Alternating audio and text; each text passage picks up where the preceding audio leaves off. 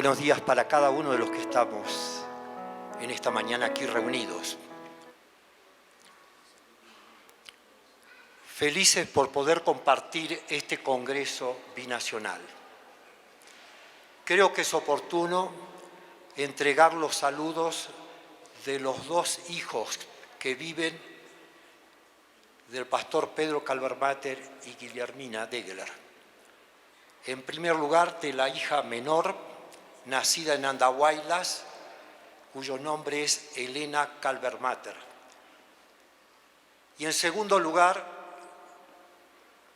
de Alfredo Calvermater, que naciera en el año 1925, y ese nacimiento se produjo en Laro, en la misión central de Laro. Él vive como su hermana, ambos viven en los Estados Unidos. Por otro lado, mayormente toda la familia está sabiendo de este congreso, están expectantes de lo que acontece. Por eso en esta mañana nos encontramos unidos, la familia Calvermater, a través de todos sus descendientes y también con este Congreso Binacional. Apreciamos muchísimo lo que la universidad en sus diferentes niveles de acción han hecho y están haciendo por el éxito de este Congreso. En esta mañana quisiera titular el tema de hoy, Discípulos de Barro. Vamos a plantearlo en primer lugar, lo vamos a plantear desde el punto de vista de Pedro Calvermater. Después lo vamos a plantear a través de los discípulos de Jesús. Y en tercer lugar será hacia nosotros, con una invitación final para ser también discípulos de Cristo. Así como en su momento el abuelo Pedro aceptó el llamado de ser un discípulo de él, como los discípulos aceptaron ser discípulos de Jesús, también en esta mañana se abre la posibilidad de que cada uno de nosotros dejemos de ser discípulos de barro para ser discípulos de nuestro Señor Jesucristo. El abuelo Pedro, un hombre de aproximadamente 1,74 m de altura, de manos fuertes, de un dedo que se había afectado cuando él era joven, criado en zona rural, dedicado mayormente a la cría de vacunos, relacionado a los animales silvestres autóctonos, a veces, quién sabe, rústico,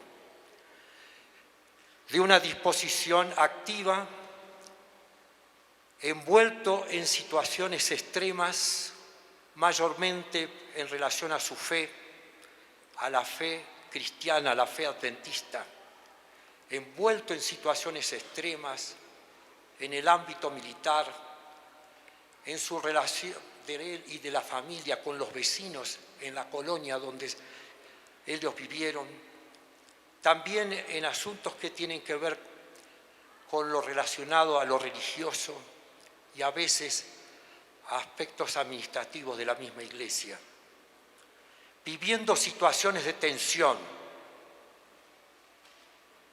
y con capacidad para afrontar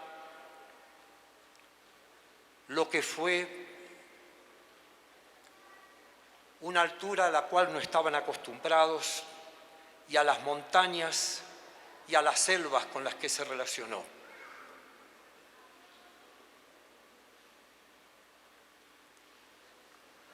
Como un discípulo de barro, le tocó relacionarse favorablemente con las culturas locales en las cuales se encontró.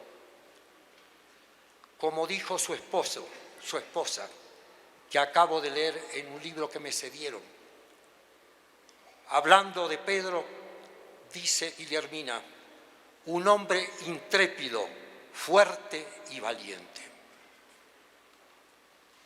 En esta mañana, quién sabe, haremos algo extraño, reproducir parcialmente un sermón presentado por el capellán de los Estados Unidos, Peter Marshall. Hagamos de cuenta que somos una junta examinadora. Estamos examinando a Pedro y a los discípulos y nos estaremos también evaluando a nosotros mismos. Imaginémonos que somos parte de esas juntas. En el caso de Pedro, retrocediendo más de 100 años atrás.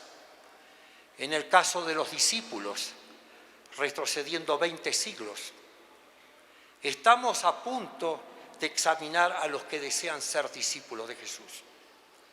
Como miembros de esa junta, tenemos la posibilidad de aceptar o rechazar a los candidatos. Aquí vemos acercarse al primero. Viene subiendo la playa. Es un hombre de edad madura, ya calvo. El poco cabello que le queda está encanecido. Sus manos ásperas y encallecidas, dedos fuertes y huele a pescado.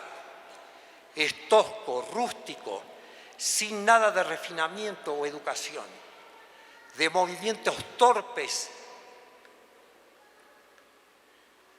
y parece naturalmente audaz e impulsivo. Al verlo, pareciera que no es materia prima o suficiente para el ministerio. Tiene al menos 40 años. ¿No se necesitan jóvenes para el ministerio? Al tratarse de un futuro discípulo, de un ministro, de un predicador, no podemos ignorarlo. Su edad no le favorece. Será muy difícil que cambie sus puntos de vista. Seguramente será porfiado. Por otra parte, hemos sabido que hay en él un amor propio y una seguridad que fácilmente, dice la hermana White, pueden superar la atracción que siente por Cristo. Es un hombre rudo y ha vivido una vida ruda. Cuando se lo provoca, es capaz de blasfemar y tiene un vocabulario irreproducible. Habla inadvertidamente bajo el impulso del momento. Y esto es especialmente peligroso porque siempre está listo para corregir a los demás, para expresar su opinión antes de tener una comprensión clara de sí mismo o de lo que tiene que decir, dice la hermana White.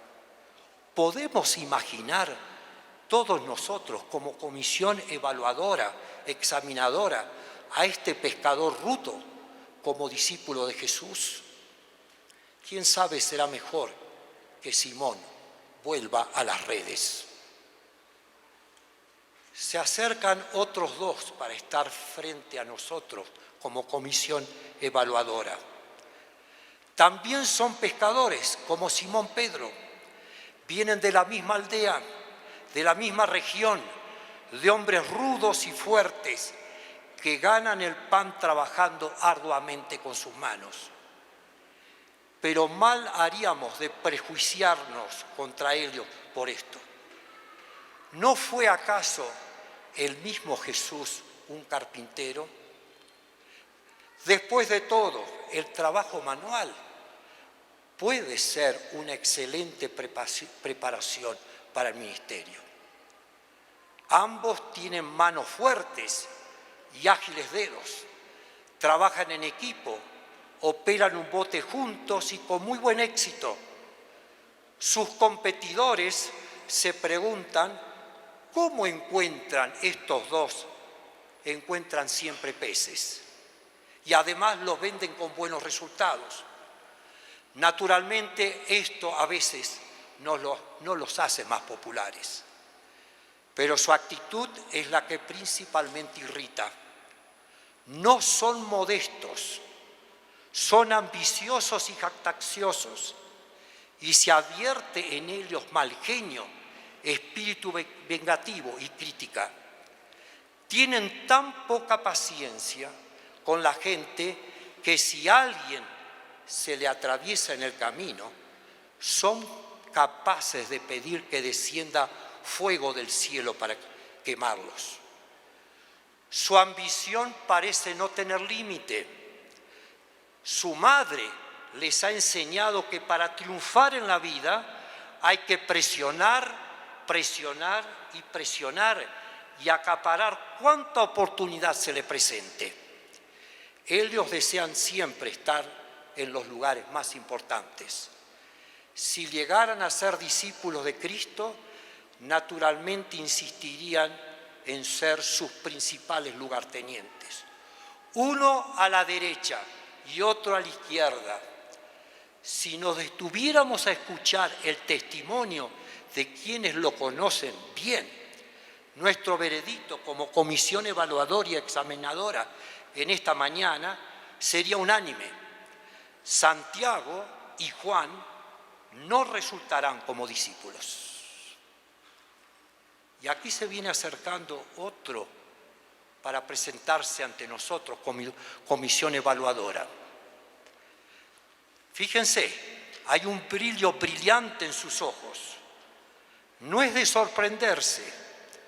Es uno de los líderes del movimiento subterráneo de resistencia. Es intransigente, enemigo de la autoridad romana. Parece ser fanático, impaciente y nervioso. No puede mantener sus manos tranquilas. Está como esperando la oportunidad de arrancar los odiados estandartes romanos que profanan los muros de la vieja Jerusalén. Su sangre llega casi a hervir cuando es obligado por un legionario romano que camina en dirección opuesta a tener que saltar fuera del camino para dejarlo pasar. Mejor sería que ningún soldado se arriesgue a pedirle que le ayude a llevar su carga por una milla.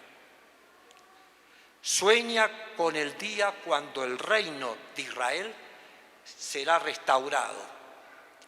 Su comida y su bebida son las promesas que se encuentran en los escritos sagrados y en la venida del Mesías que restaurará ese reino. Sus ojos brillan solo de pensar en el Mesías, a la cabeza del ejército libertador que lanza a los odiados romanos al mar. Más que la vida misma, él desea poder formar parte de esa campaña gloriosa. Pero este joven puede ser muy peligroso como discípulo. Es material demasiado inflamable. Lo más probable es que se torne violento. Es un gran riesgo, un muy grande riesgo. Y aquí estamos como comisión evaluadora. ¿Podemos aceptarlo como discípulo de Jesús? Quién sabe, no podemos darle esta oportunidad a Simón el Celote. Como comisión no nos atrevemos. Y aquí está llegando otro de los candidatos. Observen qué corteses, cómo saluda a los que se encuentran aquí entre nosotros, a las damas, a los niños, a las personas mayores.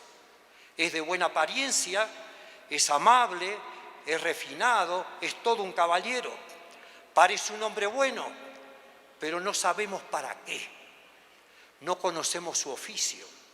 Por la apariencia de sus manos, pareciera que no tiene un oficio. Es un introvertido, es un soñador, pero las acciones misioneras, ¿no es cierto?, requieren hombres extrovertidos, personas extrovertidas, mujeres extrovertidas, personas interesadas en la gente. No basta solo con meditar, tampoco alcanza con orar en favor de castillos en el aire. Para apresurar la venida del reino de Dios se necesitan personas que oren y que también trabajen. Sí, Natanael Bartolomé, este es quinto candidato. Es un hombre bueno. Todos como comisión seguramente concordaremos con ello, pero no es el tipo de la persona que necesitamos. Bueno, esta junta examinadora está haciendo un trabajo muy bueno, ¿no es cierto? Sin embargo, después de todo, si no hay mejor material humano como comisión evaluadora, ¿qué otra cosa podemos hacer? Ah, miren, acá está llegando otro candidato. Es el quinto. Es también un pescador, es cuidadoso, no es impulsivo, no se dejará arrastrar así nomás. Es tímido y miedoso y demora en convencerse. Exige pruebas para todo y no aceptará nada por fe. Su lema es: hay que ver para creer. Bien, como comisión comprendemos que esta actitud va a estar frenando el trabajo de cualquier grupo al cual pertenece. Será como el barco lento y pesado que retrasa el convoy. De hecho, tiene solo dos velocidades, o muy lento o detenido. ¿Podemos imaginar a este candidato como miembro del equipo apostólico? Siempre está sugiriendo postergaciones. Esperemos y veamos, será su consejo. Pero el reino de Dios, ¿no es cierto?, es una empresa de fe, no es una empresa de duda. Como comisión evaluador en esta mañana, ¿cómo podríamos aceptar a Tomás? Ah, y acá viene otro candidato. Si fuésemos judíos y viviésemos en el tiempo cuando los discípulos fueron escogidos originalmente, nos uniríamos para abuchearlo, silbarlo al siguiente candidato. Es un quinta columnista, es un traidor. Dice la hermana White, entre los funcionarios romanos que había en Palestina, los más odiados eran los publicanos. El hecho de que las contribuciones eran impuestas por una potencia extranjera era motivo de continua irritación para los judíos, pues les recordaba que su independencia había desaparecido y los cobradores de impuestos no eran simplemente instrumentos de la opresión romana, cometiendo extorsiones por su propia cuenta. Además, se enriquecían a expensas del pueblo. Un judío que aceptaba este cargo de manos de los romanos era considerado como un traidor, alguien que no honraba a su nación, una persona que se lo despreciaba como apóstata, se lo clasificaba como los más viles de la sociedad, dice la hermana White. Y este hombre, este que está ante nosotros, es un recaudador, es un cobrador injusto. ¿Podemos imaginar a un traidor, a un hombre deshonesto como un amigo de Jesús, como un discípulo de Jesús? Como comisión, ¿qué determinación tomaríamos en esta mañana? Evidentemente tenemos que rechazar también a Leví el Mateo, el séptimo candidato. Y aquí viene el otro. ¿Qué diríamos de este otro? ¿Qué diríamos de Andrés? ¿Lo conoce alguien, alguno de ustedes? Hemos oído decir que no tiene personalidad. Bueno, quién sabe, no importe qué significa esto. Sabemos que es hermano de Pedro, pero no hay ninguna otra buena razón como comisión por la cual debería ser aceptado. Y aquí hay otros candidatos. Fíjese, ahí viene Felipe, el noveno. Allí está el otro, el hijo de Alfeo, el 10º. Aquí está Judas, Tadeo, el hermano de Santiago, el 11º candidato. Uno que insistirá mucho en ser aceptado es Judas Iscariote. Todos tienen interés de ser sus discípulos, pero no tenemos nosotros, como comisión, no tenemos razones especiales para aceptarlos. Ahora bien, a esta comisión se acerca Jesús. Y resulta que estos mismos nombres que nosotros hemos tenido dudas y que no hemos aceptado son los que Jesús escogió y eligió, excepto a Judas. Y no podemos encontrar otra docena de personas que como equipo hayan influido más en la historia del mundo. Cada uno era diferente del otro. Felipe mira antes de saltar. Pedro salta antes de mirar. Tomás era un incrédulo pertinaz hasta el último momento. Simón el Celote buscaba la regeneración mediante la revolución en lugar de buscar la revolución mediante la regeneración. Santiago y Juan deseaban eliminar a los que disentían con ellos en lugar de eliminar las diferencias para ganar a la gente. Y Jesús nos dice en San Marcos capítulo 3, versículos 14 y 15, estableció a los 12 para que estuviesen con él. ¿Y para qué? Para enviarlos a predicar. Y que tuviesen potestad de sanar enfermos y de echar fuera demonios. Estos 12 estuvieron con Jesús 3 años y medio, en íntima comunión. Caminaron con él, vivieron con él, oyeron sus parábolas incomparables, escucharon sus sermones, enseñanzas y parábolas, vieron con sus propios ojos cada uno los milagros de Jesús. A los ciegos recibir vista, al cojo arrojar sus muletas, a los paralíticos tornarse fuertes, hasta a los muertos resucitar. Ellos vieron todo esto, pero estos hechos, quiero remarcar este concepto, pero estos hechos no cambiaron a los discípulos. Aún en la última semana del ministerio terreno de Jesús estaban disputando entre sí. Santiago y Juan querían para sí los lugares más destacados en el equipo ministerial del reino que creían se iba a establecer. Sentían envidia uno de otros. No eran valientes, tampoco tenían mucha fe estos discípulos. Tomás rehusó creer en el Maestro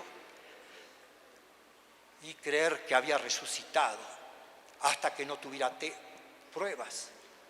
Hasta se atrevió a dictar las condiciones de su fe. ¿Cuál fue el gran factor transformador? Por supuesto, los 3 años y medio compartidos con Jesús habían hecho mucho a favor de ellos. Se había reunido el combustible, pero aún no estaban encendidos.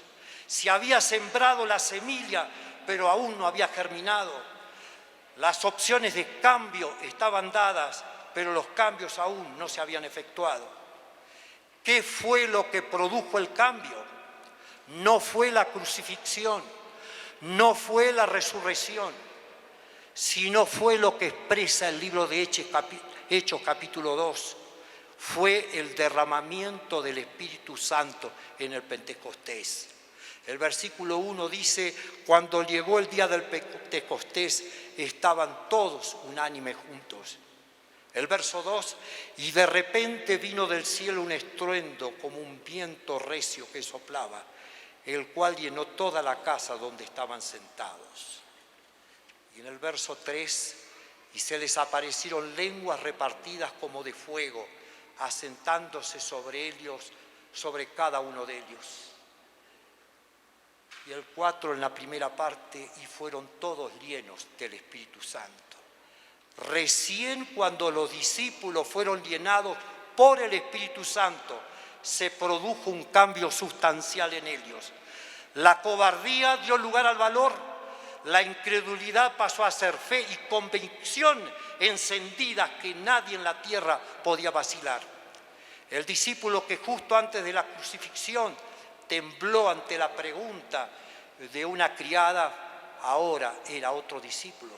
Tras el Pentecostés hizo temblar las conciencias de millares y a 3.000 personas, con la ayuda de Dios, llevó a la conversión en un día. Los celos y envidias entre los discípulos se transformaron en amor fraternal. Todo interés personal fue relegado a un tercer plano para dedicar enteramente sus energías y sus vidas a la importante y gloriosa de todas las tareas: salvar al mundo y ser mensajeros de la salvación ofrecida por Cristo en bien del ser humano. Tan grande llegó a ser el celo y tan efectiva su labor que el apóstol San Pablo pudo decir 31 años después, en lo que expresa en Colosenses 1:23, es predicado a toda criatura que está debajo del cielo lo que Jesús es en bien de nuestra salvación. Sí, Pedro fue un discípulo de barro, pero permitió que el Espíritu Santo lo tocara en su vida. Lo tocó para transformarlo en un colportor valiente en la comunidad cercana y lejana a la que él vivió. Lo transformó en un misionero dispuesto a brindar sus servicios en la ciudad de Rosario, en relación a la sede de la asociación y después con sostén propio allí en la asistencia pública. Este hombre, discípulo de barro, aceptó el llamamiento de Dios de venir a tierras lejanas, venir al Perú, venir a una región en la cual se brindó como un misionero valiente, utilizando estrategias misioneras adecuadas a los tiempos en los que vivió y a las necesidades que eran de ese tiempo. Extendió su misión a través de toda la región quechua, de Juliaca, Laro, Huancayo, fue hacia Ayacucho, Cangallo, y fue hacia Huanta, Andahuaylas, y fue hacia Cusco, siendo el primer pastor adventista en Cusco. Como el apóstol San Pablo llevó el Evangelio hacia el continente europeo, Pedro llevó el Evangelio hacia el territorio quechua. Fue aquel que estuvo dispuesto a ser utilizado por Dios. Los discípulos, menos uno, estuvieron dispuestos a ser discípulos de Jesús. Pedro estuvo dispuesto a ser Calver Mater, a ser un discípulo de Jesús. Y ahora quiero hablar contigo. Aquí hemos venido de diferentes lugares. Nuestros antecedentes son muy diferentes, pero cual los 12 de antaño y Pedro, Calver Mater, todos anhelamos ser discípulos del Maestro. ¿Qué sería de nosotros si nuestros nombres pasaran ante la Junta Examinadora que recién estuvo funcionando? Me pregunto, ¿seríamos aprobados? Estaremos aprendiendo de las Escrituras y de las enseñanzas del Maestro. Quiero invitarte en esta mañana que estas semillas puedan desarrollarse en una manera extraordinaria, que sean combustible, pero la semilla y el combustible por sí solos son imposibles de producir algún resultado. No bastará saber que Cristo vino y murió por nosotros. Solamente cuando la recepción del Espíritu Santo sea en nosotros, como fue en los discípulos, como lo fue en Pedro, nuestras vidas podrán ser transformadas de simples discípulos en poderosos apóstoles, llevándonos a abandonar el temor y con corazón encendido por aquel poder que se manifestó en el pasado, con lenguas de fuego en el Pentecostés. y en diferentes circunstancias en la vida de Pedro, nosotros también podemos ser instrumentos en las manos de Jesús. Nosotros no podemos manejar el Espíritu Santo. Él debe manejarnos a nosotros. Nosotros somos barro. Él, Dios, es el alfarero.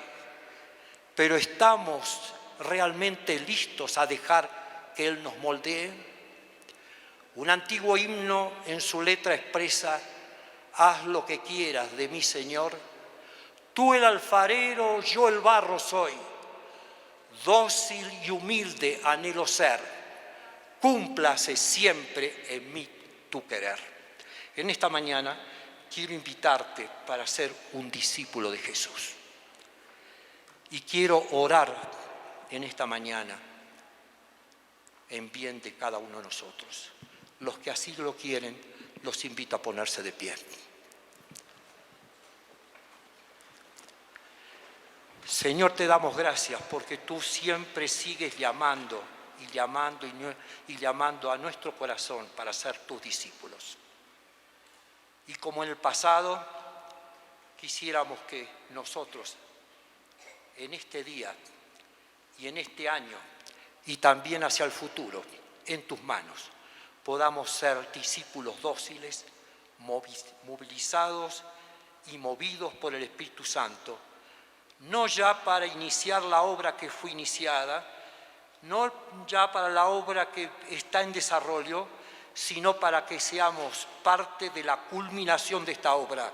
Señor, habilítanos como discípulos para esta magna obra. Lo rogamos con humildad y sencillez de corazón, pero con todo nuestro deseo de ser fieles a ti en todo lo que sea necesario. Amén.